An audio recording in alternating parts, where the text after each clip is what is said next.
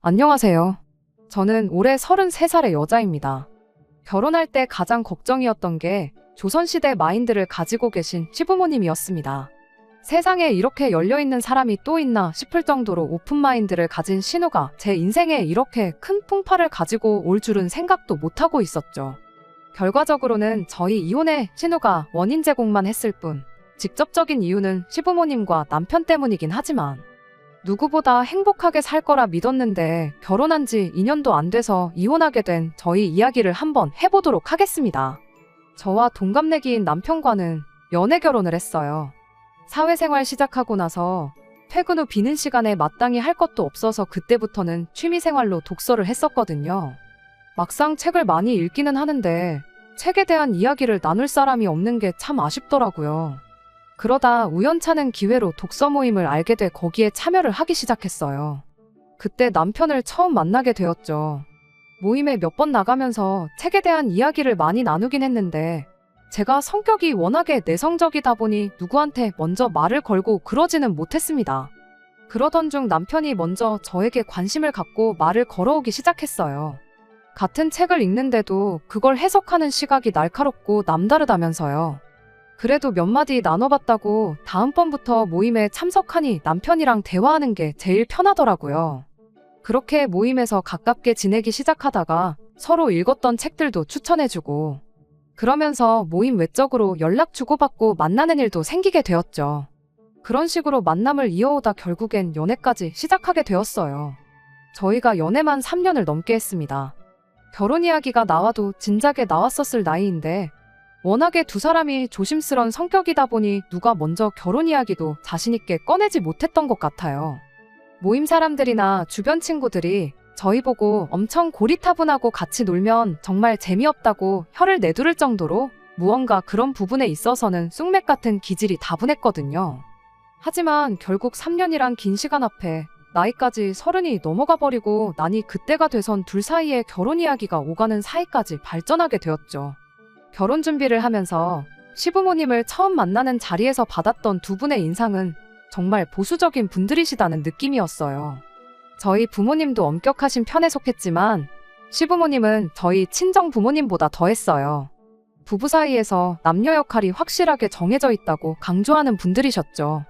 맞벌이도 당연히 해야 한다고 하는 걸로 보아 조선시대 마인드라고까지 하긴 조금 그런 부분도 있기는 했지만 제가 내조를 잘해야 남편 또한 성장할 수 있다는 그런 마인드가 확고하신 분들이었어요. 어차피 결혼하고 나서도 쭉 맞벌이 생활을 유지할 텐데 저 혼자 모든 집안일을 도맡아 할 수 있는 것도 아니고 남편도 결혼하면 집안일을 많이 도와주겠다고 약속을 했었거든요. 밥 차려주고 그런 거야 뭐 제가 남편이 차려주는 밥상 같은 거 기대하고 결혼하는 건 아니었다 보니 크게 개의치는 않았습니다. 힘쓰는 일은 남편이 하고 음식이야 안 봐도 제가 훨씬 더 잘할 테니 식사 준비 정도는 제가 하면 그만인 일이었지요. 물론 시부모님이 말하는 게 끼니만 챙겨주는 걸 말하는 게 아니라 전반적인 가사일에 대한 이야기를 말하는 거였겠지만 어차피 두 분 모시고 한 집에서 살 것도 아니고 날이면 날마다 찾아와서 저희가 집안일을 어떻게 분담해서 하고 있는지 그런 거 검사하고 그러지도 못하실 걸 알았다 보니 크게 상관은 없었어요. 이미 시댁에 인사드리러 가기 전에 남편이 두 분 성향에 대해 미리 귀뜸을 해줬던 것도 있고 해서 대답만큼이라도 시부모님이 원하는 대답을 해드렸었죠. 아무튼 그렇게 처음 시부모님께 인사를 드렸고 며칠 지나서 신우를 처음 만나게 되었어요. 신우는 남편보다 2살 위의 누나인데 이미 저희 둘 사이에서 결혼 이야기가 나오기 반년 전쯤에 결혼해 가정을 꾸리고 살고 있었습니다. 신우가 결혼했다는 사실은 모르고 있었어요. 3년이나 연애했는데 신우 결혼식에 참석을 안 한 이유는 따로 있는 게 아니고 남편이 말을 안 해줬었기 때문입니다. 그땐 저희가 3년 가까이 만나긴 했지만 둘 사이에 결혼 이야기가 오가던 상황은 아니었었거든요. 제가 결혼 생각이 없을 수도 있는데 부모님은 물론이고 일가 친척들 다 오는 자리에 저를 데려가면 제가 부담을 느끼지 않을까 싶어서 남편이 신우 결혼 이야기는 꺼내지도 않았던 거예요. 그게 제 생각에는 남편 나름의 배려라고 생각했기에 따로 문제 삼지는 않았습니다. 실제로 시부모님 인사드리러 갔을 때 신우 결혼식에는 왜 안 왔냐느냐 하는 이야기조차 없으셨었고요. 아무튼 보수적인 부모님, 고리타분한 남편만 보고 신우도 비슷하게 정도를 따르는 그런 사람일 거라고 막연하게 생각을 했었어요. 그런데 그게 아니었어요. 처음 신우를 소개받는 자리에서 약속 장소에 도착한 신우를 보고 저게 정말 남편하고 한 가족인가 싶을 정도로 전혀 다른 인상을 가지고 있었거든요. 저보다도 2살 위인데 화장도 패션도 엄청 화려하고 심지어 머리도 금발로 염색을 해가지고 있었거든요. 저는 시부모님이 조금 조선시대 마인드를 가진 분들이라고 생각했는데 오히려 신우가 저보고 너는 뭐 조선시대에서 왔냐는 말까지 할 정도로 엄청 개방적인 사람이었습니다. 왜? 우리나라 역사에서도 흥선대원군이 쇄국 정책을 펼친 만큼 고종은 이후에 신문물을 최대한 수용하려고 했었잖아요. 워낙에 고지식하고 엄한 부모님 밑에서 자라서 신우가 저렇게 된 거구나 그런 생각까지 들었죠.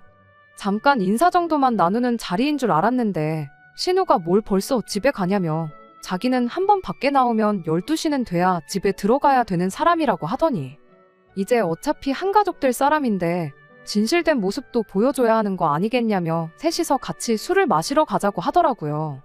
술을 마셔야지 진실된 모습을 볼 수 있다 생각하는 사람들이 있는지도 그때 처음 알았죠. 평소에는 사람들이 전부 가면을 쓰고 가식적으로 행동하고 있다 생각하는 거였을까요? 아무튼 저는 술만큼은 정말 입에도 안 대는 사람이라는 게 문제였죠. 술을 안 마시는 게 모범적인 것이다 하고 금주를 하고 절주를 하고 그러는 게 아니었어요. 제가 그냥 술 자체가 몸에 안 받는 사람이라 정말 술하고는 인연이 없었죠. 어찌어찌 분위기상 소주 한두 잔 정도는 마실 수 있는데 그날 컨디션에 따라서 한두 잔만 마셔도 완전히 정신 못 차리고 뻗어버리는 경우도 허다해요. 그래서 술은 최대한 조심하는 편이죠. 그래서 술은 좀 그렇고 무알콜 맥주 정도는 마실 수 있다고 했더니 취하지 않으면 그게 무슨 재미냐고. 저보고 인생에 진짜 즐거움을 모르고 살고 있다느니 그러더라고요. 가만 보니 31하면 아직 한참 때인데 옷 입는 것도 그렇고 너무 수수한 거 아니냐고. 뭐 조선시대에서 왔느냐고 그러더라니까요. 아무튼 그날 신우가 사람이 부침성이 좋은 걸 떠나서 저랑은 참 안 맞는 사람이라는 걸 그때 처음 알았죠.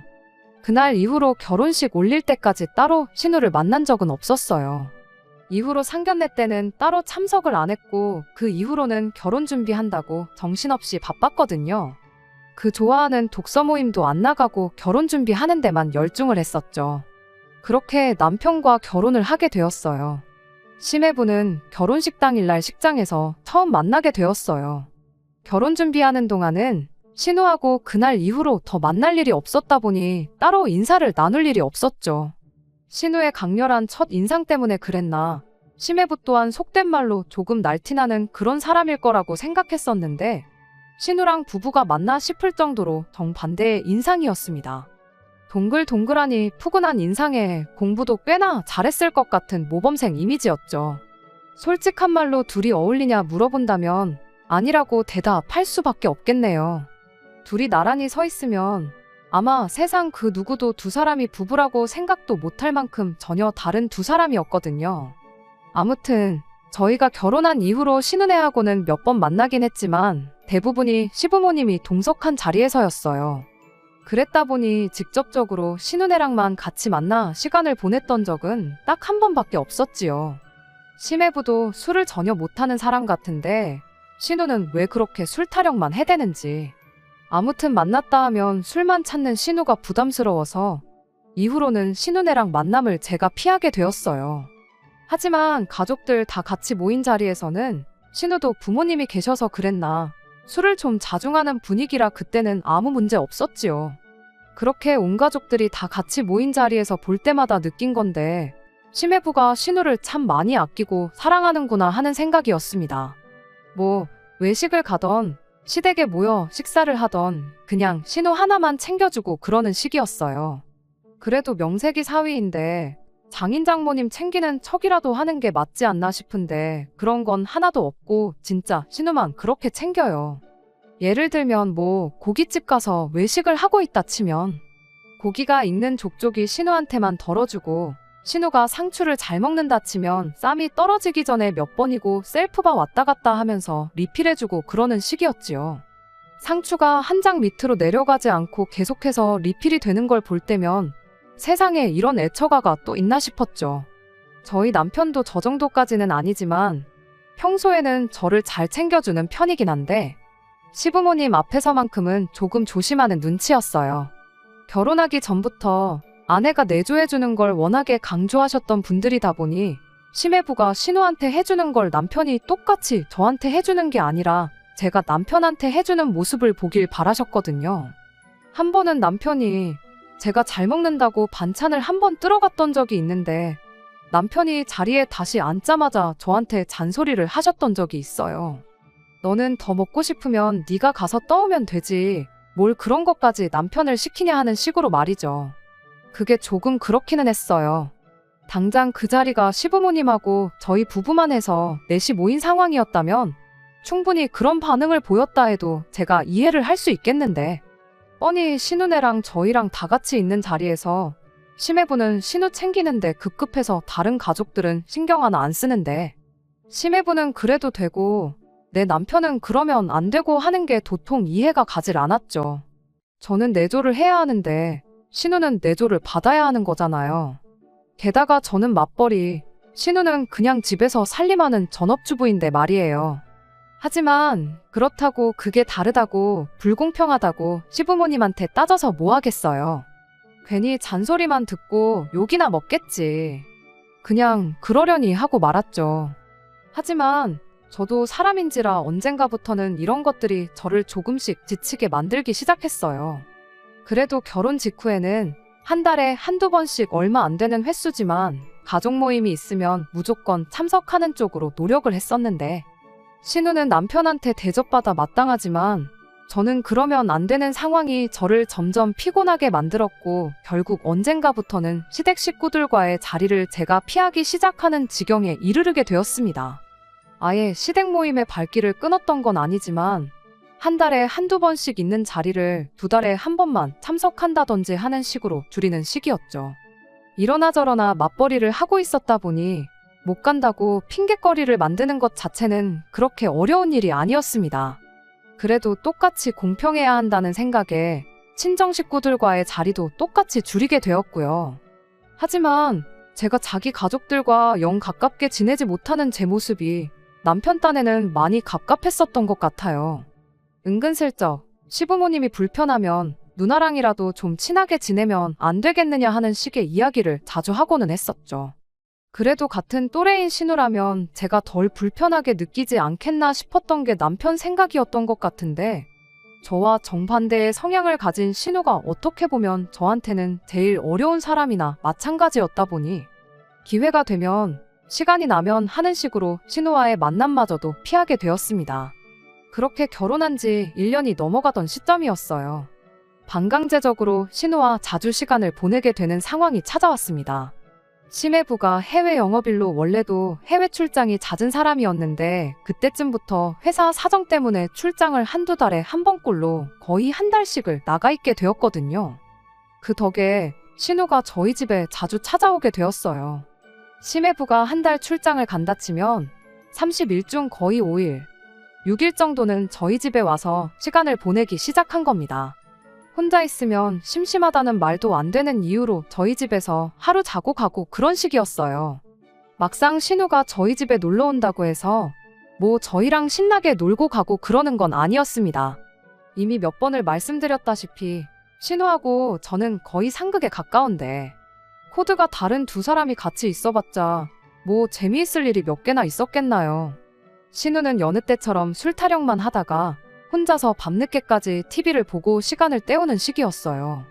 TV 볼 거면 집에서 보면 되는 걸 왜 굳이 우리 집까지 와서 봐야 하나 싶을 때가 많았지만 한편으로는 심심한 것보다 혼자 지내는 게 조금 무서워서 그런 건 아닐지 싶은 생각이 들어서 딱히 못 오게 한다던가 하지는 않았습니다. 매일같이 왔다면야 그만 좀 오게 하라고 남편한테 말이라도 했겠지만 말씀드렸다시피 한 달에 5-6번 뿐이고 시댁에서도 며칠씩 지내다 가는 것 같은데 오히려 그걸 못 오게 막는다면 제가 이상한 사람이 되는 그런 상황이었으니까 말이죠. 나중 가서 알게 된 사실이지만 신우가 저희 집에 굳이 찾아오는 이유가 알고 보니 남편의 입김이 있었다는 걸 알게 되었어요. 남편이 제가 신우랑 자주 시간을 보내면 그만큼 친해질 거 아니겠냐. 그럼 시댁 모임에 참석하는 것에 대해 거부감을 덜 느끼지 않겠나 하고 너무 쉽게 생각했던 거였죠. 하루는 신우가 금요일 퇴근 시간에 맞춰서 저희 집에 찾아왔어요. 평소 때처럼 저희 집 도착하자마자 TV부터 켜가지고는 혼자서 시간을 보내기 시작했죠. 그런데 한참 TV 보다 말고 난데없이 좀이 쑤셔서 도저히 못 버티겠다며 저보고 어떻게 이렇게 재미없는 삶을 살 수가 있냐면서 지루하지 않냐고 계속 저한테 말을 걸어오더라고요. 저는 아무 문제가 없는데 왜 그러시냐 하면서 대충 받아치고 있었는데 신우가 그러지 말고 자기랑 한 번만 밖에 나가서 놀아보면 어떻겠냐고 묻대요. 여지껏 이렇게 재미없게 살아온 거 손해보고 살았단 느낌이 들 만큼 새로운 세상을 보여준다면서요. 그러면서 자꾸 같이 나가자고 졸라대는데 애둘러서 좋게 거절하고 있었는데 그때 남편이 저를 방으로 따로 불러서 누나가 저렇게까지 나오는데 한번 같이 나가서 시간 보내고 와주면 안 되겠냐 하더라고요. 신우가 저랑 얼마나 친해지고 싶어서 저러겠냐고 누나가 저만큼 노력하는데 계속 이렇게 피하기만 하는 거 솔직히 보기 좋지가 않다면서요. 누나의 정성을 봐서라도 한 번만 같이 나가서 시간 좀 보내고 와보면 안 되겠느냐 부탁을 하더라고요. 결국 남편의 부탁에 이기지 못해 신우와 둘이 나가기로 했죠. 이미 집을 나서는 순간부터 저는 어색하기만 했는데 신우는 의욕이 엄청 넘치더라고요. 그때까지만 해도 저는 별 생각 없었죠. 오히려 남편 말이 맞는 것 같아 반성까지 되대요. 그래도 가족이라고 신우도 나랑 성향이 전혀 다른 걸 알면서도 친해지자고 이렇게 노력하는데 솔직히 심해부가 신우한테 잘하는 게 자기 아내라서 잘하는 거지 뭐 작정하고 나를 시부모님 앞에서 물먹이려고 그러는 것 아니지 않나 그런 생각도 들었습니다. 그냥 시부모님의 이중적인 잣대가 불편했을 뿐이었으니까요. 그래서 밖에 나가서부터는 이렇게 된 거 그래 신우를 제대로 겪어보지도 않고 무작정 내가 실험만 한 걸 수도 있겠구나 까짓거 신우랑 한번 친해져 보자 싶었어요. 혹시 아냐고 신우랑 친해지면 나중에 시부모님이 심해부와 남편을 두고 이중적인 태도를 보일 때 신우가 나서서 제 편을 들어줄 수도 있지 않겠나 나름 최대한 긍정적으로 상황을 받아들이려고 하고 있었어요. 신우가 자꾸 뭐 하고 싶냐 뭘 좋아하냐 묻길래 저는 잘 모르니 형님이 가자는 대로 따라가겠다고 했어요. 그렇게 신우가 자주 간다는 술집으로 향했죠. 술은 같이 못 마셔줄지라도 술상대 정도는 되어줄 수 있겠다는 생각에 별 생각 없이 따라간 거예요. 그런데 신우가 저를 데려간 곳이 그냥 술집이 아니라 남녀가 합석해서 술 마시는 그런 헌팅 술집이었다는 게 문제였어요. 신우가 여지껏 몰랐던 새로운 세상을 보여준다는 게 난생 처음 보는 남자랑 합석해서 술 마시는 걸 줄은 정말 상상도 못했죠. 아니, 감히 세상 누가 상상이나 하겠어요. 다른 사람도 아니고 지 동생의 배우자를 데리고 나와 합석하는 헌팅 술집에 데려오는 신우가 세상에 어디 있겠나요? 제가 형님한테 미쳤냐고 결혼한 사람이 이런 곳을 왜 오냐고 딴 데 가자고 했더니 이런 데 오면 결혼한 사람이 오히려 더 인기가 많다면서 저보고 결혼 반지는 잘 끼고 왔지? 하고 딴소리를 하고 있는 거 아니겠어요. 그러더니 기어이 남자 2명을 어디서 물어와 합석을 시키기까지 하는 겁니다. 그 와중에 신우가 제 옆에 앉으려는 사람한테 한다는 소리가 제가 술을 2잔만 먹어도 뻗어버리는 애라고 어떻게든 술 2잔만 먹이라는 소리를 하는데 그걸 보고 장단 맞춰주는 것도 여기까지다 싶어서 그냥 자리에서 일어나 버렸어요. 신우가 저를 붙잡아 오겠다고 같이 따라 나왔죠. 신우가 저한테 한다는 소리가 산통 깨지 말고 정 같이 놀기 싫으면 머릿수나 맞춰달라길래 심해부도 형님 이러는 거 알고 있느냐고 따졌죠. 신우는 당연히 알고 있다고 설마 남편 모르게 이런 데를 다니겠냐면서 다 믿음이 있으니까 가능한 거라는 소리를 하대요. 그러더니 저한테 자기가 뭐 이상한 거 할 줄 알고 끝까지 갈 줄 알고 이런 데 오는 줄 알았냐면서 되려 저를 이상한 사람 취급하는 거 아니겠어요? 이야기가 길어지니 왜인지 모르겠는데 합석할 뻔했던 남자 둘이 어슬렁어슬렁 가게 밖으로 나와서 저희 쪽으로 오더라고요. 뭐 술 한 잔도 안 먹고 먹튀당한 줄 알았다며 안주 다 시켜놨다고 얼른 들어가서 놀자길래 저는 그냥 가봐야겠다고 한마디 했어요. 남자들이 그럼 짝이 안 맞아서 쓰겠냐면서 돌아선 제 어깨를 잡았는데 그때 보니까 저 남자들 왼손 약지에도 반지가 하나씩 껴있대요. 알이 크고 반지도 줄이 굵은 게 그냥 커플링은 아닌 것 같고 저 인간들도 결혼해서 가정이 있는 인간들처럼 보였어요. 어처구니가 없어서 집에 있는 가족들 생각하면서 니들끼리 재미나게 놀라고 한마디 했죠. 그랬더니 남자들이 뭐 말을 그렇게 하냐며 성질을 내기 시작했는데 신우가 두 사람을 말리더니 자기가 한참 때는 혼자 몸으로 두 사람 세 사람도 상대했다면서 저런 재미없는 거 같이 있어봤자 분위기만 상한다고 그냥 셋이서 놀자고 그러더니 저는 그냥 두고 가게 안으로 들어가 버리더군요. 저대로 두고 가도 되나 걱정이 되긴 했는데 감시한다고 따라 들어갈 수도 없고 언제 나올 줄 알고 밖에서 기다리고 있자니 그것도 아닌 것 같고 심해부도 이러는 거 안다는데 어련히 알아서 잘하겠지 하고 그냥 집에 들어와 버렸어요. 남편이 왜 벌써 왔냐, 누나는 어쩌고 혼자 왔냐 물어보는데 당신 누나가 헌팅 술집 데려가서 내 옆에 남자 한 명 붙여주더라 그렇게 한마디 해주려다가 신우 사생활도 있고 저는 2시간도 안 돼서 집에 돌아오긴 했지만 남편이 괜히 나까지 이상하게 볼 수도 있겠다 싶기도 했어요. 그래서 그냥 앞뒤 다 자르고 신우가 중간에 아는 사람들 만나서 그 사람들하고만 놀길래 그냥 혼자 집에 돌아왔다고 그렇게 한마디 하고 말았죠. 남편도 제가 처음 보는 사람들 많은 자리를 싫어하는 걸 알아서 그런지 별말은 안 하더라고요. 아무튼 그날 신우도 저랑 다툰 게 기분이 상했던 건지 뭔지 모르겠는데 그날 이후로는 저희 집에 더 이상 찾아오지 않게 되었어요. 솔직히 암만 심해부가 해외 출장이다 뭐다 해서 집을 자주 비운다지만 신우가 그런 식으로 찾아오는 게 썩 내키진 않았는데 차라리 잘 되었다 싶었죠. 그 뒤로는 괜히 신우를 보는 게 불편해서 시댁 모임에 거의 발길을 하지 않게 되었어요. 그러다 몇 달 지나 집안에 경사가 생겼다며 시부모님이 자리를 만들길래 그날은 어쩔 수 없이 시댁에 다녀와야 했습니다. 무슨 경사가 있나 했더니 세상에 신우가 임신을 했다는 소식이었어요. 시부모님은 물론이고 심해부도 입이 귀에 걸려서 다들 행복한 표정이었습니다. 그날 자리의 주인공인 신우만 빼고요. 가만 보면 웃고는 있는데 그 표정이 마치 억지로 웃고 있는 듯한 느낌이었달까요?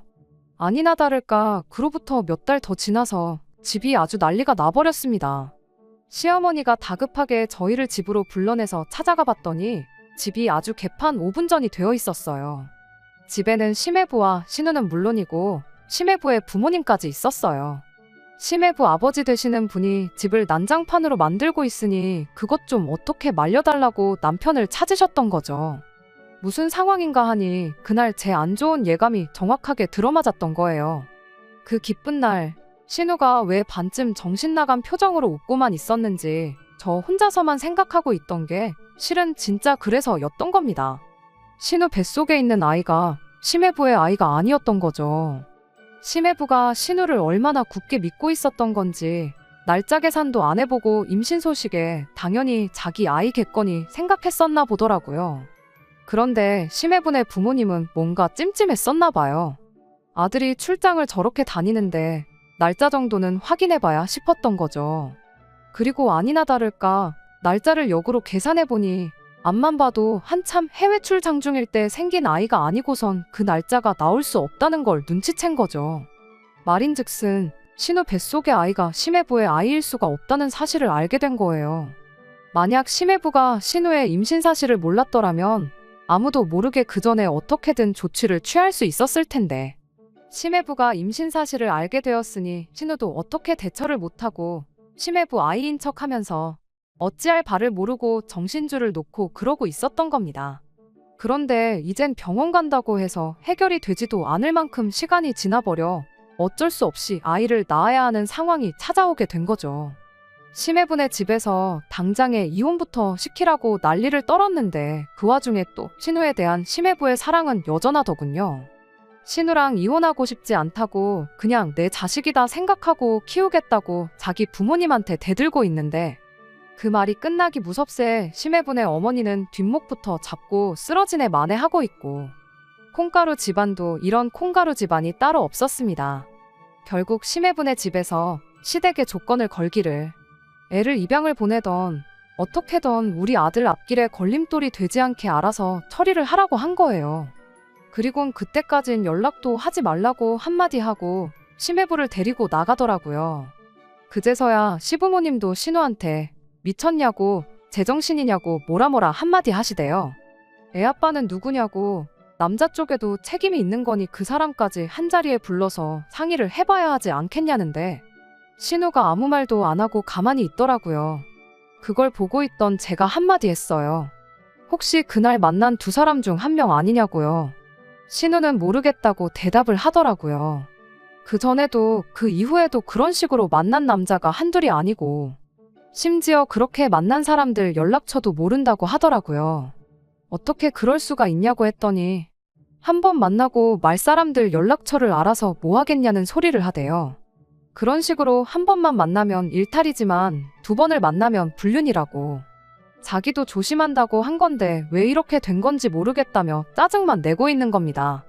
애 아빠가 누군지도 모른다는 사실에 어이가 없었는데 더 어이가 없는 건 그런 이야기 나누는 동안 온 가족들이 눈이 휘둥그레져서 저를 쳐다보고 있었다는 사실이에요. 그러더니 이 책임을 저한테 돌리기 시작하더군요. 시어머니가 너는 신우가 그렇게 밖으로 도는 걸 다 알고 있었던 거냐고. 그걸 알면서도 어떻게 한 가족이 돼서 신우를 말리지 않았을 수가 있었냐고 하면서 신우가 이렇게 된 게 다 제 탓이라는 말도 안 되는 소리를 하는 겁니다. 어이가 없었죠. 방금 신우가 하는 말 못 들으셨냐고. 그날 말고도 이미 몇 번을 더 그런 식으로 호박씨를 까고 그랬다는데 어떻게 그게 내 탓이 될 수나 있느냐고 따졌습니다만 이미 시부모님한테는 이 일의 원흉이 신우가 아니라 저였고 이 모든 책임을 제가 져야 한다는 식으로 저를 몰아가기 시작했어요. 애 아빠가 누군지는 이제 알 필요도 없는 상황이었죠. 그들 생각에는 원인 제공자를 이미 저로 점 찍어 놓은 상태인데 그게 뭐가 중요했겠어요.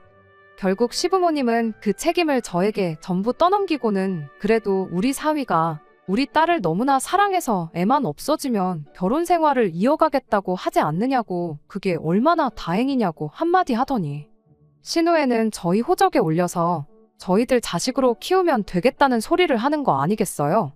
신우도 그제서야 상황이 어떻게 돌아가는 건지 깨달은 듯 엄마 말이 맞다고, 지금 생각해보니까 그동안 그렇게 만난 사람들 전부 술만 마시고 말았었지.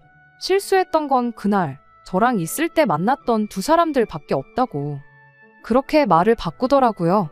그때 제가 자기를 제대로 말렸으면 이런 일이 발생하지 않았을 거라며 애는 내가 대신 낳아준 거라 생각하고 자기 배불러 낳은 애를 저희들 자식으로 키우라는 소리를 하는 겁니다. 그 와중에 남편은 암만 자기 가족들이라고 해도 다들 미친 거냐고 한마디를 해줬어도 모자랄 판에 무슨 성인군자가 되어가지고는 생명의 존엄성을 운운하면서 가족들하고 편먹고 저를 설득하려고 들더라고요. 그래도 누나가 낳은 아이면 한 핏줄인데 피가 섞인 가족을 어떻게 누군지도 모르는 사람들한테 키우라고 입양을 보낼 수 있겠냐며. 어차피 너 나이가 33살 나이면 노산이라 임신도 힘들다 하고 아이도 정상이 아닐 수도 있다는데 그냥 누나 아이를 우리 아이라 생각하고 우리가 맡아서 키우자는 겁니다. 남편한테 너도 똑같이 따라서 미친 거냐고, 피가 섞인 게 니네 집 식구들 피만 섞였지 내 피가 섞였냐고 한마디 따졌어요. 33살 나이가 노산인 것도 무슨 뭔 상관이냐고, 네 누나가 암만 젊은 사람인 척 하고 다녀도 우리보다 2살 더 많은데 눈에 뵈는 게 없어서 이제 기본적인 산수도 안 되냐 따졌죠. 그리고 방금 네 누나가 애 아빠가 2사람 중 1명일 거라고 한 말도 못 들었냐고. 그 말대로면 그날 밤에 신우랑 같이 있던 게 둘 중 하나가 아니라 2사람 전부였다는 소리 아니냐고. 그날 보니 그 인간들도 다 결혼해서 가정이 있는 사람들이던데 그런 정신머리 가지고 살고 있는 사람들한테서 나온 아이가 퍽이나 정상이겠다고. 그렇게 네 핏줄이 걱정되고 누나 인생 책임져주고 싶으면 이혼해 줄 테니 네 혼자 실컷 하라고 그렇게 말하고는 집으로 돌아왔습니다. 당장에 이혼해야겠다는 생각밖에 없었어요. 집에 돌아와서 남편이 사과하고 생각을 바꾼들 이런 집구석에 한 가족으로 더는 살고 싶은 마음은 없었거든요. 그렇게 집에 오자마자 제 짐 챙겨서 나가려고 짐을 싸고 있는데 말은 그렇게 했어도 지 혼자 독박 쓰려니 그건 싫었는지 제 예상대로 집에 돌아와서 저한테 생각이 짧았다고 사과를 하더라고요. 가족들하고 연을 끊고 산다고 말해도 다시 받아줄 생각 없었는데 그 와중에 지 가족들하고 무슨 이야기를 하고 온 건지 저한테 한다는 소리가 그럼 딱 몇 년만 아이를 우리가 키우면 어떻겠냐는 소리를 하대요. 우리가 입양해서 키우는 척 해가지고는 일단 지 누나 이혼당하는 것부터 막아주자고요. 그러면 누나가 어떻게든 심해부랑 아이를 만들겠다고 했답니다. 그리고 그렇게 신우랑 심해부 사이에서 진짜 아이가 태어나면 그때 아이를 돌려주면 어떻겠냐는 거예요. 둘 사이에 애까지 생긴 마당에 그렇게 되면 심해분의 집에서도 이혼하라는 말을 못 꺼내지 않겠냐 하면서요. 길어야 2년 정도밖에 안 걸리지 않겠냐고, 그 정도는 할 수 있지 않겠냐고 저를 설득을 하려 드는데, 집에 돌아와서 암만 나한테 싹싹 빈다고 한들 무조건 이혼 말고는 다른 선택지는 없을 것이다. 그 짧은 사이에 마음을 확실히 굳힌 제가 참 장하다 싶대요. 결국 그렇게 남편과는 이혼을 하게 되었습니다. 이혼하면서 끝에 끝까지 시부모님은 모든 문제를 저한테서 찾았어요. 지 불리해지니까 남편도 버리는 꼴 좀 보라면서, 본성이 그런데 자기들이 부탁할 걸 부탁했다면서, 저 같은 피도 눈물도 없이 가족도 모르는 냉혈한한테 아이를 안 맡긴 게 천만 다행인 것처럼 말을 하대요. 뭐 그 말에 대답은 안 왔습니다. 이렇게 갈라서게 된 게 누구한테 천만 다행인 건지는 아마 모르긴 몰라도 살다 보면 빠른 시일 내로 다시 깨닫지 않겠나 싶어서요. 뭐 조선시대에도 대를 이을 장손이 없으면 다른 형제 집에서 아들 자식을 데려오는 경우는 있다고 봤지만, 적어도 그 데려온 자식이 밖에서 데려온 자식은 아니었겠지요. 암만 제가 33 나이로 이혼녀 딱지를 달게 되었다 한들 자기들 편한 대로만 해석하는 썩어 빠진 유교사상 조선시대 마인드를 갖고 있는 집구석에서 탈출한 건 정말 다행이라는 생각밖에 들지 않네요. 안녕하세요. 이걸 후기라고 해야 할지 해명이라고 해야 할지 모르겠는데, 왜 거기서 오지랖 넓게 그날 이야기를 꺼내서 이혼까지 하냐는 댓글이 있어서 이렇게 추가로 글을 남기게 되었습니다. 일단 첫 번째로, 이혼한 부분에 대해선 한치의 후회도 없어요. 신우가 아니었어도 심해부랑 남편을 두고 다른 가치관을 들이대는 시부모 때문에라도 언젠가 일이 터지면 터지지 않았을까 싶어요. 그리고 신우랑 같이 나간 날, 그날 일에 대해 함구를 하고 있었다고 한들, 물론 제 생각이긴 하지만 신우가 저 때문에 저렇게 된 거라고 책임만 안 돌렸겠지, 분명히 끝에 가선 무슨 이유를 대서든 그 아이를 저희 보고 키우라고 했을 거라 확신합니다. 이거 해명하겠다고만 후기를 보낸 건 아니에요. 신우도 결국 이혼하게 되었거든요. 심해부도 정신을 못 차린 게 그 와중에도 신우랑 헤어지기 싫다고 부모를 설득을 했었는가 봐요. 그래서 어찌어찌 애아빠만 찾아오면 애 클 때까지 양육비를 받고 지 자식으로 키우던가 그쪽에서 원하면 아이를 넘겨주던가 하는 쪽으로 결정을 내렸다는데, 그 와중에 애아빠 찾아낸다고 후보를 추리다가 저랑 같이 나갔던 문제의 그날 애아빠일 수도 있는 사람이 같은 날에 2명이나 된다는 사실을 알려줬는가 봐요.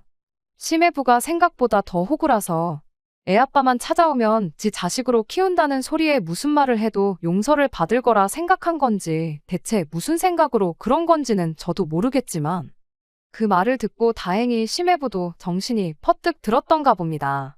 애아빠 후보가 한두 명이 아닌 것도 미치겠는데 하룻밤 사이에 2명이나 된다는 그 사실에 이건 그냥 넘어가주고 말고 할 것도 없다 싶어서 그냥 그 길로 완전히 이혼하기로 했다나 봐요.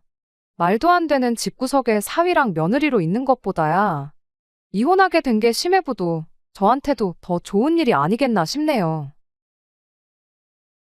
끝까지 들어주셔서 감사합니다. 오늘의 사연은 여기까지입니다. 구독과 좋아요, 알람 설정 부탁드리고 더 좋은 사연으로 다시 찾아뵙겠습니다. 감사합니다.